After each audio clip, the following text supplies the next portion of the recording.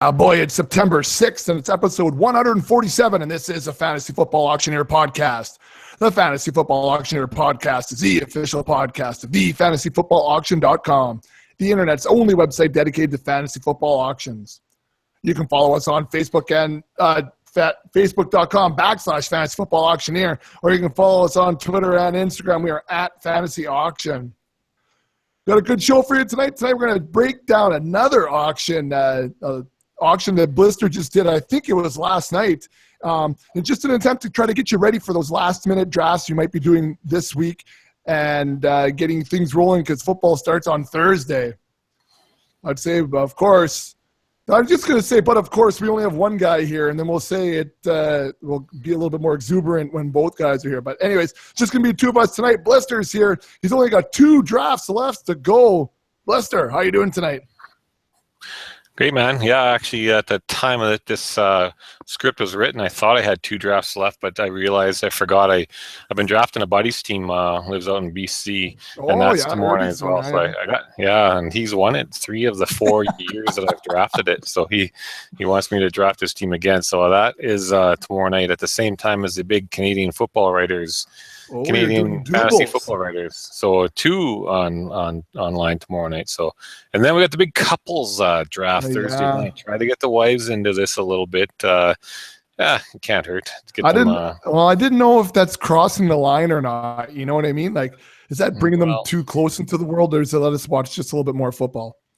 I think it's not a bad move. They either won't be any more interested in it than they are now, which doesn't hurt, or they have a little bit of interest, and then all of a sudden they don't look at us kind of strange when we're, putting so much time and effort into it. I actually got my wife to do a mock draft yesterday. Get out of here. She did well, too. She actually drafted from the 1 slot, too, and I think that might be where she's drafting from. So her team, I wasn't helping her. I just wanted her to be familiar with the software, and I wanted her to realize like how to find players on the draft site and the positions she had to fill, and she did pretty good. She did pretty good. I was impressed. Like I didn't tell her that is not happening at this house. No way. No. She still's not sure. That's why I tweeted that the other day. That is honest to God Hayden's cheat sheet he wrote up for her for last night or for last week. Literally what he.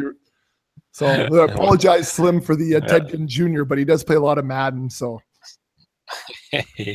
well, that's good. I mean, at least, it took when we did a mock setup like our league, it took only like 30 minutes, 35 minutes. So I don't know if the draft will go that fast, but it probably won't take too long.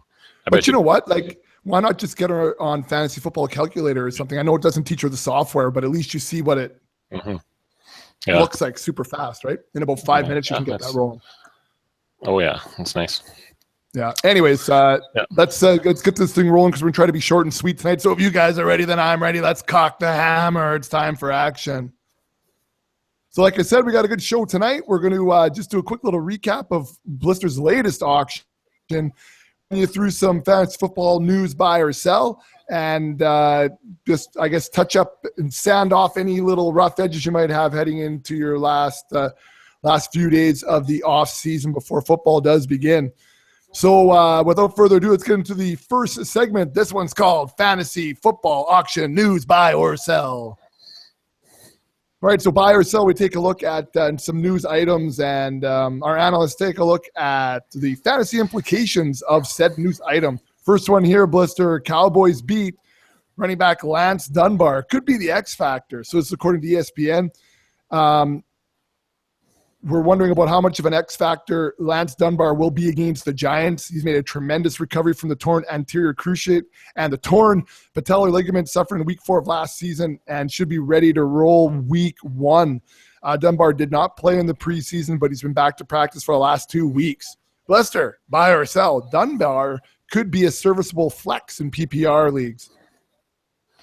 I'll buy that. Last year we talked about Lance Dunbar. I really kind of had him hyped up, and he was doing fairly well before he got injured. And, has been a kind of forgotten name this off season, this draft season. And funny, his name's starting to come up now because it was probably about a week and a half or so, 2 weeks ago. I was talking to a fellow on Twitter, Nick. Shout out to Nick Pagliari. And he brought up Lance, and I kind of said, it's kind of been going under the radar. And they're going to give Zeke no doubt a lot of touches, but he can't get 60 carries or 60 touches a game. They're going to have to give somebody else something. So it would make perfectly good sense to spell him off on third downs, passing downs, and bring in Lance Dunbar. So I think it could be a good 1-2 punch. Zeke's going to get some of that, but I think Dunbar could be serviceable in PPR. I can't see why he wouldn't do as well as a guy like Theo Riddick and things like that if he stays healthy. Right. So I'm surprised too, because Nick came in the draft and he didn't draft him last night. So I wonder what happened there. I'll probably find out about it later. Might be an interesting DFS play week 1 too, right? He's probably worth $0. So for sure, that's a good call, and that's the thing you need to have. Like if you're playing in a big tournament, you need a couple of these guys that are going to be probably low-owned, guys that aren't being spoken about. And again, if he's got a rookie quarterback in there, often a tight end is a rookie quarterback's best friend, but a running back who can dump the ball off to the backfield is just as good, maybe better. So he could put up some good yards, and he could come down with 9-10 grabs in the first game. Be some good points. Most of the sites are PPR. The last season too, I think they were playing quite a bit out of the slot too, which is an interesting look, especially for the rookie tight end, right? Those quick little hitches and slants and those types of things get him out into space, and so that's a nice little release valve for him too. Anyways, all right, so Lance Dunbar. Let's move on to the second one. Pete Carroll says that he's going to be cautious with running back Thomas Rawls. So Pete Carroll reiterated that Thomas Rawls is the starter when healthy, but he was somewhat cautious when discussing his week 1 role. So he says we're just making progress with him. We don't want to rush him. This is his second preseason game in a sense. So as far as relative to the other guys, so just being a little bit precautious. We know we got C-Mike was the star of the summer for the Seahawks, and both he and Rawls will be part of the rushing attack on Sunday. Lester, buy or sell? Rawls is a must start this week, all season long, and in DFS. That's a 3-parter. Well, I'm gonna buy and sell then, I guess, because I think you must start him in your season long league. If you drafted him, you probably drafted him as your RB1 or RB2. So I think you got to play him. But in DFS, I get a little cautious here because what could happen quite easily in this game is the Seahawks could jump out to a 24-3 lead at halftime, and there's no sense probably.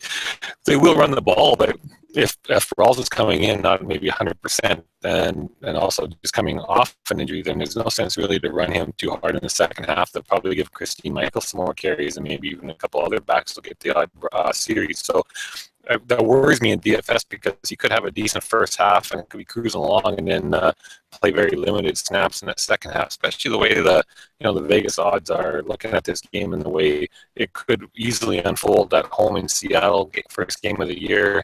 The Dolphins, they haven't really been lighting it up, I guess you could say, in the preseason, and also, it's going to be a tough place. So I'm going to sell that you should start him in DFS. I will buy that you better play him in a season long. He might do you good enough to win your league still by getting 20 points in the first half. All right, you're a little modulated there, Blister. I don't know if you need to unplug and replug, but you sound like Domo Arigato, Mr. Roboto right there. That's my poor Sticks rendition. Are you back? Are you here? Do we got you? Don't hear you. Might have to switch your mic again in the Hangout. So I'll just keep reading the next one while you're listening, getting that set up. Looks like I was muted. Yeah, I hope that's better. Yeah, way better. Plug it back in. Way better. Next one coming up here. This is wide receiver Jordy Nelson may struggle to play a full game. So this is according to ESPN. Last year, the Packers averaged 66 offensive plays per game. In Jordy Nelson's last healthy season, he played 1,093 snaps for 92% of the Packers' total offensive plays. However, he has not played a down in a game since he tore his ACL on August 23rd of last year. So in basically a calendar year, his return was further delayed by an issue with his knee before training camp. So Nelson suggested earlier in the summer that the opener against Jacksonville will be especially taxing on its conditioning, given the expected heat in Florida in early September. Lester, buy or sell? Jordy Nelson will finish as a wide receiver 1 this year. Well, I'm going to sell that. I think that Jordy is getting a little bit up there in age, and given that he had the whole year off last year, as you get older, as we both probably know, Bex, it's a little harder to stay in shape and a little easier to get out of shape. Wee little bit. And he's not as old as us, obviously, but I just think it could take him a few games or 4, maybe even to get into the groove of things, provided there's no more hiccups in his rehab and his health. And so say he stays healthy, it could take him a while to get back into the top game shape, I guess you could say. And realistically, that's if it takes 3 or 4 games, you're almost looking at a quarter of a season. So if you're not playing 100% for a quarter of the season, then it's going to be hard to be a wide receiver 1 with the talent that's out there right now. So I think it could be more realistic that he finishes in the 18 to 20 range for wide receivers, and that would put him in the middle of the wide receiver 2 category, which it's about what could be disappointing. Yeah, if you're paying $40-some, you might have wanted more from him. Yeah, I've seen guys, T.Y. Hilton and guys like that are going for the low 20s, and sometimes Jordy goes for quite a bit more. So yeah, I don't think he's going to do it this year. All right. Speaking about doing it, we're looking at week 1 anyways. Coach Gruden says that, quote unquote, he has intent for running back Matt Jones to be ready for week 1. So it appears that Matt Jones is on track to play for the Skins against the Steelers on the Monday nighter, but things are still a little bit fluid. The Skins starting running back participated in pads practice on Monday, but wore the yellow jersey, so no one's allowed to give him a pop. Gruden says that the intent is to have Jones ready for the Steelers, and he's going to see how it fares while they lead up during heavier practices during this week. Now, we do have Rob Kelly as a potential backup for Jones if he can't go week 1. So, Blister, question is this: buy or sell? Kelly or even Chris Thompson will outproduce Jones this year? I'm going to buy that because I haven't been. Don't say that. My dynasty team actually gets I have Chris Thompson. So it's okay. Well, I haven't been a huge fan of Jones, and he had fumbling issues last year. They're going to pass the ball quite a bit in this offense, and so I just think that if he puts the ball on the ground early on, he's going to really take a back seat. So he's already he's banged up still. I just, my gut feeling here is that he's not going to produce well. And if this Kelly comes along, I don't know a lot about him, but I mean, he's there. He's made some good waves in camp. I would say more positives than Jones has had. And Thompson had a great year catching the ball last year out of the backfield. So again, he's another PPR running back, Lance Dunbar, Theo Riddick, Charles Sims, Danny Woodhead type of running back that, can produce probably as a flex player given any given week in your PPR leagues. So I think that I think that if Kelly comes on to where he could outproduce Jones yet, and Thompson probably could quite easily, because I just think that, like I said, fumbling issues and a lack of, track record here doesn't have me believing in Matt Jones. All right. Well, that made me a little bit sad for my dynasty team. And I think I drafted Matt Jones in a couple MFLs too, but sorry. Speaking of dynasty teams, been trying to poke at the dynasty owner who owns this guy, not for this guy, by the way. Actually, no, it's not even him anymore because Slim's got him. So let's just move on. Oh, yeah. Anyways, Dolphins wide receiver Devante Parker had injuries to both hamstrings. This is according to the Palm Beach Post. So the Dolphins head coach Adam Gase said that wide receiver Parker had an injury to both hamstrings, and he did not dispute the notion that Parker may not play this week. And Gase has not decided who Miami's third receiver will be. So we know that Jarvis Landry is out there. They just signed Justin Hunter, so that could be interesting. Anyways, Blister, buy or sell, despite these claims of both injuries being or both hamstrings being injured, buy or sell that Parker will still put up a minimum of wide receiver 3 numbers this year. I'm going to sell it, and I think he's got off to the wrong foot with Adam Gase, and Adam Gase has been pretty tough on him. And he didn't bring Devante Parker in; that wasn't part of his regime. So right. You need to, coaches bring in guys that they believe in, and he wasn't part of this. And we've all heard all the talent he's got, but if you're not able to stay on the field and tough it out and get through that, then it's pretty hard to show your talent if you're not getting too many snaps or not even on the field, period. So I don't think so. I think you started off in the wrong spot. Kenny Stills had a pretty good camp. Jarvis Landry's there. I think that I think Jordan Cameron hopefully will have a better season than he has. So I think it's going to be hard on Devante Parker to put up wide receiver 3 numbers. Sad. It is sad because there was so much buzz about him. Remember, like it was just everyone wanted a piece of him in like February or whatever it was. He was all the rage. He was the Tyler Lockett of the winter. That's right. He was. Yeah. I mean, it's craziness. So, hey, Blister, I just tried clicking the link for the ESL or ECL. I couldn't get on it because I'm not a member of the league. So we'll have to go off of your notes. Well, I was going to cut and paste them all, but it took up too much room and didn't cut and paste very pretty either. Yeah, I know. It doesn't do a great job of that. I've had to work at it to get them into some of the articles before. Anyways, that's all right. Okay. So that's the end of the buy or sell. We're going to walk our way into recapping the Executive Champions League Fantasy Football Auction League. Blister, this is something brand new that you kind of set up with some of the guys we run in a keeper league. Why don't you tell us a little bit about league first? Well, yeah, I guess I kind of stole ECL because that was a league that you and I both play in. We got invited a while ago by Mr. Auction, Vince Gabriel, to join this league. By the way, I just made a big trade in that league. Let's let that be known, right? Did you like that Lat Murray trade? No, did you like that Lat Murray trade on? Yeah, that was pretty good. Yeah, that was really good. I haven't been able to do anything. Looked like I had Frank Gore and Forsett as my starting running backs, and I was down to Gore, but I'm back to Forsett again. So what a league! But it's a great league.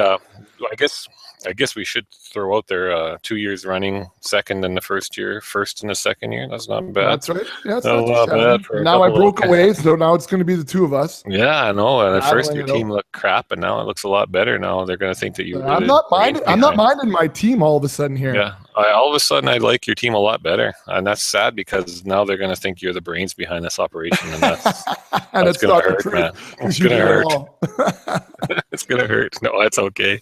But anyway, so then we were BSing. We have a group, line chat group, and we were talking about prices and stuff. And then I think I might have thrown out there, we should have an auction. And just like that, I'm in. So, most of our league, I think 7 or 8 of the guys from our league joined right away. And then I filled the rest with some of our loyal followers for the pod and on Twitter and stuff like that. So we had the draft last night. It was a lot of fun. Some crazy prices. Some guys were first-time auctioners, so it was pretty cool. There's some guys that were doing a first-time auction, and then there was Joe who had 4 drafts yesterday, 2 live auctions, then a snake, and our online auction was his 4th of the day. So that's dedication. So hold on, he was present for 2, like live, like in front of an auctioneer. Started at like a 9 in the morning, 11:30 in the morning. Yeah, he was drafting twice, and then I can't remember what he said, 4 and then 9 or something like. That was a full day of drafting. Aren't you the degenerate for auctions? That is insane. That's like 10 hours of auctioning. Pretty good. That was a full day. That was a full Labor Day. Good thing there's not any more holidays coming up. He'd be borne out. But yeah, he put in a full shift there. That's impressive. So I wonder how the other teams look. But yeah, so it was a lot of fun. We had a draft. I can go through some prices because there was some pretty alarming prices. Okay, so let's talk. I was going to say, let's talk about your team first and maybe some of your strategies going in and how you had to shimmy it up a little bit, because that's the good talk. When you guys did the pod the other night and I got to listen to it, that's the stuff that I really took from it was thought processes during the draft. Yeah, well, I wanted to get some strong receivers again, and I kind of figured that I'd be looking – basically between Doug Martin, Eddie Lacy, and C.J. Anderson. I've been looking at those guys as my RB1s pretty well because I kind of like their value. I like their upside, and I like that typically you can get them from $25 to $35, we'll say. So kind of that's what I had budgeted. So I, of course, I think half the guys that listened to the pod knew that too, and it made me pay through the nose. But I started off because Nick, he knew the old auction strategy: nominate a kicker for $1, and if you get him, great, and if you don't, somebody else pays too much. So I did. I paid $2 for Gostkowski. Was happy because I got my kicker, my boy. Yeah. And then and then I guess significant players after that. Des Bryant looked like he was going to go for about $35, and I know it's scary right now with a rookie quarterback and Romo hurt, and what are you going to get out of Dez, who also hasn't been healthy a lot, and he's not like a number one favorite of mine, but I had to get in on the bidding. It was too cheap, and I ended up getting him for $39. Now, mind you, this was after some of the other big receivers had already went. Some of them for over $70. So 70. I thought that was just a joke when I was reading that on the app. No, I'll go through some teams real quick and highlight some other things. But so I got Dez as my RB or my wide receiver 1 at 39, and I was ready to go up to 51. So then, of course, Sammy Watkins became my wide receiver 2, 38. Yeah. Can't believe I paid 38 for Sammy Watkins. That was ridiculous. I guess what I saved on Dez, I overspent on Sammy. And then I grabbed Randall Cobb as my wide receiver 3 for 25, and that was later on in the draft. That's not a bad 1, 2, 3. Cobb was. There's a lot of money gone by this point. My RB1, CJ Anderson, 37. Again, Martin went up to $40, so there's still CJ, I think, and Lacey left. I figured I could get one of them for cheaper.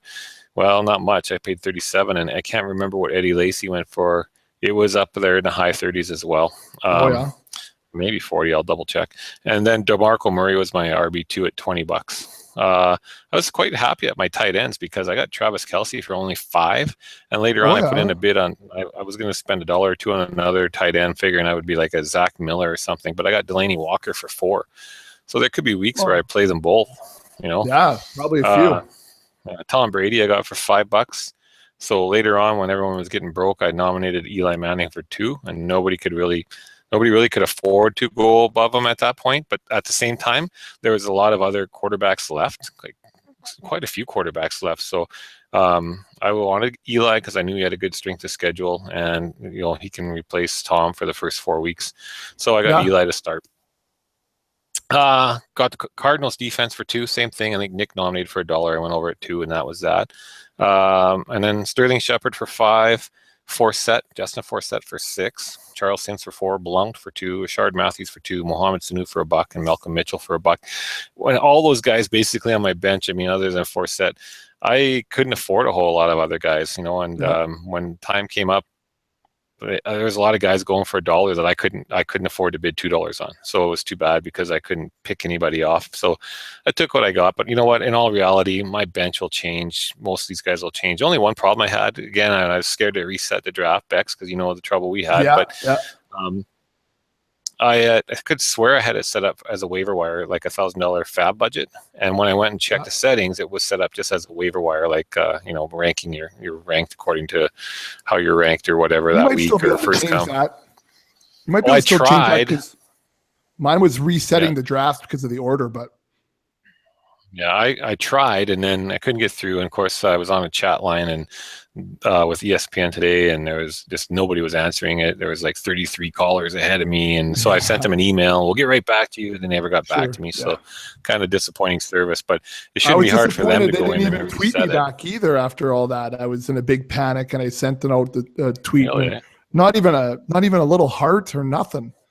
Still upset. That's if you're on like MFL, if you're on Dataforce FF, those people are on it now. Like they get back to you ASAP. There's no fooling around. But ESPN, not so good. Bad draft. Pretty happy with the starting lineup. If I go over Team Kohler, Ethan's first draft, he got a nice group of receivers. He got Julio at $70, and then AJ Green at 55. Yeah, and then Keenan Allen at 45. So with his top 3 receivers, he spent $170. So then I think he might have colored a couple pictures, wrote a poem or 2. He did keep the draft. I was laughing all night long. It was hilarious. So I said if there's another episode of The League, he should go in and be the auction expert because it'd be pretty good. So as you can imagine, 3 receivers for $170. He wrote Nick Toon for $1, and he got him. No kidding. Hard to believe, but so it's. I guess you could say thin after that. That's an RB0 strategy for sure. Yeah, he's got Kenneth Dixon $4, Isaiah Crowell for 11, and Sean Drone. Everybody else after that $1. Sean Drone, Vereen, Chris Thompson, Gillisley, all the $1. Ugly. Then I look over real quick. Red Zone, his big buy was Ezekiel Elliott, $63, and DeAndre Hopkins. DeAndre Hopkins for 51. So we got a couple nice buys. Alan Hearns was only $5. I was surprised because early on, Spencer Ware was nominated, and most of our drafts, Spencer Ware was going fairly cheap.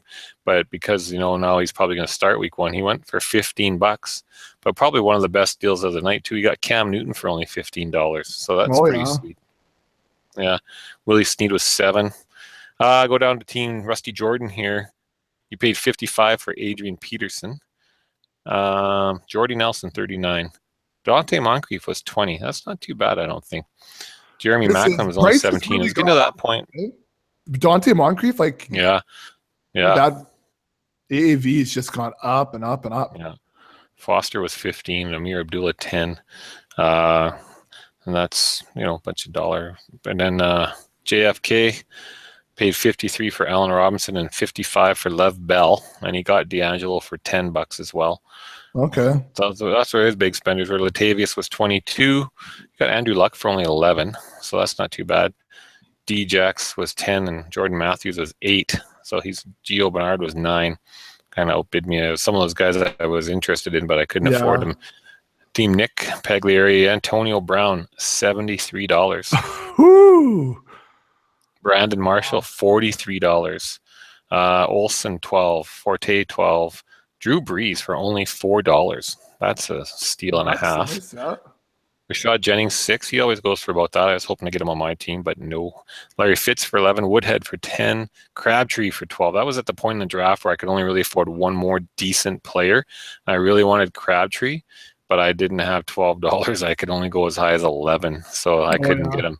That would have been my flex, but Nick scooped me. Then after that, it was all dollar guys. Vinny, Todd Gurley, 67. Devontae Freeman, 45. Demarius Thomas was 33. I don't know why I quit bidding on him because I kind of wanted him. Aaron Rodgers was 15. He played 21 for Decker. And then after that, it was all $1 or $2. $3 for Chris Ivory. So, Megabucks Joe. This is the guy that this was his 4th draft of the day. David Johnson, 66. Lamar Miller, 62. Wow. Yeah. That's RB heavy. Yeah.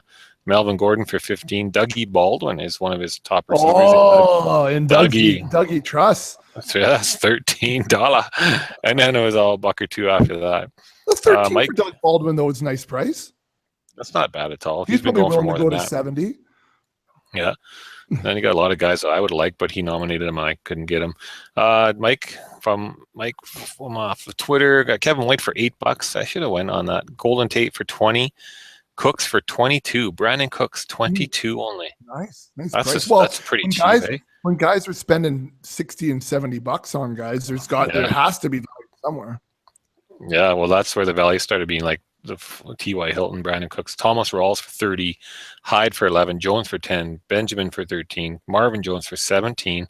You probably got the most double-digit guys. 1, 2, 3, 4, 5, 6, 7 of them right there. His quarterback, I got Marcus Wheaton later for 6. That's decent. Smitty, Russell Wilson was 10. Landry, 36. Josh Gordon, 22. That's as high as I've seen Josh Gordon go for a while. T.Y. Hilton was 22. 30. No kidding. Jamal Charles, 24. That's a pretty good buy if he comes back and starts playing week 2 or whenever he starts. Right. I mean, that's pretty cheap for the value you're going to get out of him. 1, 2, 3, 4, 5, 6. He also had 7 double-digit guys. Tyler Lockett was 14. That's about that. Mike Sturgeon, Odell Beckham, 61. Eddie Lacy, 37. Alshon, 34. Dougie Martin, 40. Got Tyrod Taylor for only $2. So Eddie Lacy was 37. That's the same as I paid for CJ, I think. Yeah. And then a bunch of $1 or $2 guys after that. And Team Wilson, I think it's Josh's cousin, if I remember correctly, Dylan. Jordan Reed, 23. Gronk. So he went tight end heavy. Gronk and Reed, 23 for Reed, 38 for Gronk. Amari Cooper, 22. Mike Evans, 40. LaShawn McCoy, 40. John Brown, 12. And then $2 for Big Ben, another 2 for Kirk Cousins, and then $1 or $2 is all the way down. So interesting, eh? Like there's some big dollars on some, which then created obviously some great value later on, especially in the receiver category. So it'll be an interesting draft. I really hope I can get the fab budget switched over so that it's fab and not waiver wire, because that'll make it fun too. I'd like to see what Ethan pays when somebody comes up on the waivers. So it'll be good fun. So what did you learn from just drafting with guys that you've never drafted auction with, and this late in the season too? Mm-hmm. Like, what did you learn from last night's draft? Well, it's interesting because, you definitely see, I was looking through all my teams that I've drafted because I always keep a spreadsheet, and how the values of different players have kind of come up and some have gone down. And obviously, you look at, no matter how much you follow football, and we pretty much do it all year round, especially because of the ECL league, we start drafting again March 1st all the time. And so you're always kind of on top of it. And you always think, oh, I know what's going on. But you look at your drafts from April and May and stuff that you might have went in. And I told myself last year I'm not going in any more April drafts because too many guys got hurt before the season started. And I only lost a few guys this year, mostly in the running backs, like Ronnie Hillman, he might pop up again. And Stevie Johnson at wide receiver, I had a few shares of. But I guess in this one, I don't know, it was interesting because guys that, we had some guys, first-time auctioners. Some guys listen to the pod, kind of know, I guess, some of our strategy that we've kind of talked about. Other guys are just experienced at auctioners. And, one thing I could see is they really, basically, you're looking at all the attitude here pretty much was stars and scrubs, right? Yeah. They spent big to get the studs, and that left, everybody almost in the same boat. Like when I was even bidding, like I'm okay with my team, but I would have, Des Bryant, I'm not a huge fan, but I think that at that price, you got to like it. Sammy, I'm not a huge fan, and at that price, I don't like it. And then Randall Cobb, not a huge fan because he let me down last year. I'm hoping he bounces back, but at 25, that's not bad. But I look at other receivers that I probably would have been happier to have. If I would have got Demaryius Thomas at 33, saved the $5 on Sammy and put that into Randall Cobb's value at 25, and that would have bumped him up to 30, and I could have got, maybe a guy like Jarvis Landry. I think he went a little bit higher, or T.Y. Hilton perhaps, or somebody like that I think would have had a good year. Brandon Cooks, I would have been happy to have at $22. Who wouldn't? Yeah, for 22. Goodness, that's phenomenal. So yeah, I don't know. It was quite interesting. I was watching the money fly off the board, and I was like, holy man, this is unbelievable. And then I thought, this is going to be great. I'm going to be able to buy up everything I want, but that didn't happen. Yeah. Well, because it still becomes relative, but at least if you're doing the stars and scrubs, and if everybody's doing it, spends the big money on the stars, the scrubs don't have to be scrubs then though, right? Because you still have money no one has money kicking around. So it's like, $5 is a pretty high bid all of a sudden. Yeah. I keep looking back at my teams, and I know I talked about them before, but that one draft we did middle of August, it was probably the week before we went to our other auction in Bemidji, the one we did on ESPN. Oh, yeah. I remember it. That was by far my best team. That was crazy, the depth I had at receiver and stuff on that one. Demaryius, Jarvis, Hearns, Jordan Matthews, Crabtree, Snead, and Gordon. And I know my running backs were similar: Doug Martin, CJ, Foster, Sims, Booker, Coleman, Palmer at quarterback, and I had Kelsey and Ertz at tight end. I think that's my best team. Probably because it ended up being the worst one, but that's the funny thing, was some guys are not happy with their team, but it changes so much between now and then. And I was saying, like, with Ethan, like, you got 3 stud receivers.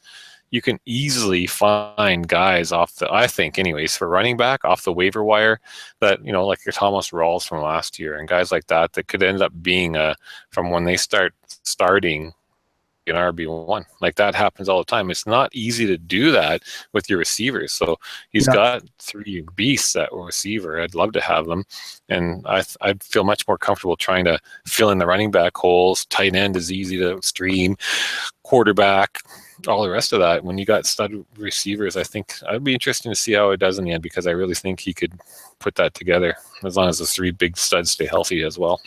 Well, in that ESPN one you're talking about, I like my team in there too. I just pulled out my spreadsheet.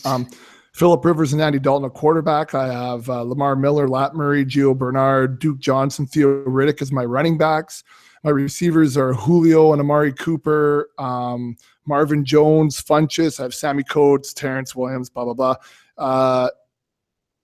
Antonio Gates and Dwayne Allen as my tight ends. Panthers D and Catazero or Cantazero or Catanzaro or whatever. Coach Pow. Yeah, they coach the Arizona Kickers. So I like that too with Lamar Miller and Lat Murray and Gio. and then Julio and Amari and Marvin Jones, and you throw Funchess in there, and Phillip Rivers could be huge. And if not, Andy Dalton does okay, especially at home. I was going to say, was that a teacher draft where we're all too cheap to spend on players? And I was in a big draft last night with lawyers and guys that they're not scared to spend they money, were throwing it around. Maybe that was the difference. Maybe that's know your clientele, not what they, not their fantasy football history, just what they do. That's right. Well, hey, and I just wanted to give a shout out tonight too to the boys from Gillens that had me in auctioneering last week. It was a lot of fun. I've never auctioneered before, and it was a different crew. There was a couple of guys that we see in our big home league, and then some guys that are brand new that have subscribed to the website, and one guy drafting for somebody else. And it was interesting because guys would come up and in the room would look up and look at me like, who is that guy? And I'd be number 18 on your wide receiver list as I'm auctioneering, so that they get an idea of what's going on. And they were floored like that. How do you know like the marking on every guy? And I said, it's what we do all year long. Like it's absolutely it. But you know what I found fascinating is that they don't have their auctioneer keep track of the teams and or the spending. They just allow the guys to self-police that, which is one of the reasons why I put the guy's picture on the last podcast, Romo's picture on there.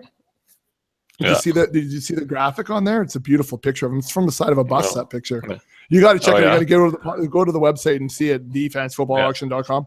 But anyways, it's on there. It's a beautiful picture of Romanek. But he just always went, I overspent. And I'm like, who just says that? Like, who really? Who says that they overspent? Like, no kidding. I'll buy Antonio, Odell, and Julio. I still got so much money. I'll get Zeke and Gurley. Man, I can't believe how much money I got. It's going to be just under. But it was a lot of fun. They do it in the boardroom. They have the big screen on behind where they had the Jays game on, which was good. It was a lot of fun. They have the gavel and the little piece of wood. It says "you bottom," and you hit it every time. It was really? it was good. It was a good time. The boys had a lot of fun, and so just a shout out to Gillens, and thanks for letting me come on to there. I don't know. So Blister, that about I guess wraps up preseason, right? Thursday night, she all begins. Yeah. Thursday night's a real deal, and I started up another little league because I guess I got a problem maybe, but and I threw it out there. At first I threw it out to some of the guys, our guys that play in our auction league around here, basically on DraftKings. Like a lot of guys play and some guys don't, but I threw it out there, and it was going to be a 10-person league. I thought I'll just try for 10 at the start. $5. You go in and you just draft your lineup on DraftKings, and then they, you put your money in there. They pay out the winner and yada, yada, yada, right? So, I threw it out there, and a few of our guys signed up right away. Hats off to Goosh and Stu. And then I thought, it's kind of not filling up too quick. So I threw it out there to the guys from the ECL and some of the guys from the league last night, and boom, boom, boom, got a few more hits right away. So I think we're going to probably, so I could throw it out to a few more people. But if anybody listens and wants to play in it, just DM me and I'll throw them an invite. The DraftKings, I guess I'd need you to DM me or email. I think then that's the way I can invite you. But I mean, it's $5. It's nothing. If you're playing on there already, great. If you're not playing on there, when you sign up, they give you $20 just for signing up. So if you only played in this one little league, if you put in 20, they give you 20. You'll play for 2 months. 8 times. Yeah, there you go. Yeah, and so it's kind of fun because it's kind of fun to play with guys you kind of know, like you do know some, but you're involved in other leagues with them, so it's not a big commitment, and it's just, if we only got 6 guys that want to do it regularly, I can change the settings probably and pay out the top one. But and speaking of that, we were talking before we went on the air, and Slim's obviously not here tonight, and a lot of pods, the big time and the busy time for them is especially July and August, getting ready for the regular season, and the regular season is upon us now this week, 2 sleeps away from it. So we were talking, do we need to keep doing this or what should we do? But I think the consensus is, or at least 2 out of 3 dentists say that, I think, Ibex and Slim when he's available can, and there might be some nights where it's you and Slim, and there might be some nights where it's Slim and I, or it could be all 3 of us, or it could be maybe we get a guest on here or there as well. But, I think we're going to keep trying to do it weekly. And if we miss one, we'll make sure we get on week 2, but kind of update how things are going. And, there's a lot of sites because, like I said, we do a lot of draft prep. I don't know about the people who listen, what they think, but we don't mind getting on. And we do have a lot of people that are pretty loyal listeners and, like to hear what the hell's happening in the world and in our lives maybe. And so I don't mind getting on and talking about that. And I think it's kind of fun, and talking about football is what we do. We're doing it anyways. It's just a matter of putting on a podcast, right? So, if there's anything out there though, I mean, I do play daily, and I'm trying to hook a few more of you guys that are Bex and Slim and other guys into playing daily. So if it's a question about your daily lineup, or if it's about who you should be buying on, how much you should spend on your fab budget on a waiver wire. I mean, to me, doing a fab budget for your waiver wire is like being in an auction, right? You're putting in a blind bid, and we can answer those questions and talk about lineups and stuff like that, because we'll be setting, many lineups every week. So it's not like we're going away and forgetting about football. It's just going to get busier. Yeah, well, I mean, I counted. I think I'm only setting 9 lineups, and I have 4 MFLs, but so it's only 9. It's not too bad. That's peanuts for you. No, I don't even know if I want to know.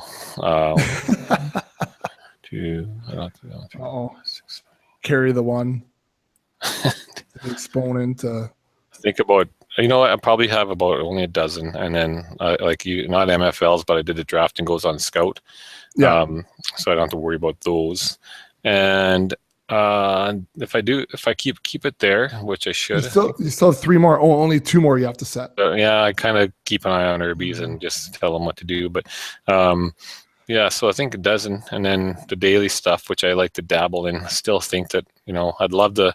Everyone will tell you if you're playing the daily stuff, you play the 50-50s, play the bigger 50-50s, not multi-entry, but single entry 50-50s, $3, $5, $10 maybe, and then, build up your bankroll doing that, and then, take a little percentage and play in the big tournaments. But it's so hard not to just play in the tournaments, because who doesn't want to throw $5 into a tournament and win $1 million?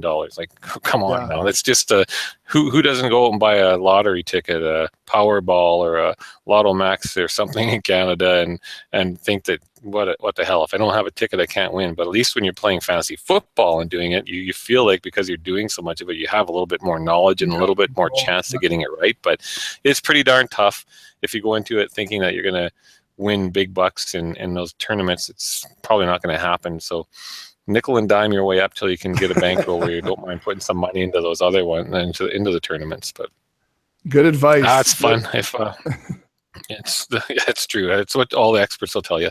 The tournaments, you're not going to. It's so hard to win them, because if you go in some tournament and some guy can put 500 lineups in, they do, and they'll have every frigging combination you could think of, and they might just clog up, first to 500th, and there's some other guy has another 500. So it's hard to get in there, but you can't win if you don't have one in there. So that's right. I keep trying. It's fun to try. Well, that's why you buy the lottery ticket, right? Yeah, that's right. That's right. So all right. So we're gonna keep things rolling through the off season here. Maybe not on a regular basis, but a semi-regular basis to keep you up to date as what's going on with us, and maybe give you some help. But don't be afraid all season long to hit us up at Fantasy Auction, or at Mr. Blister, at Uncle Buckets, at Slim for MVP. You can email us. It's footballauctioneer@gmail.com. And we can help you with lineup questions or anything else that you may add.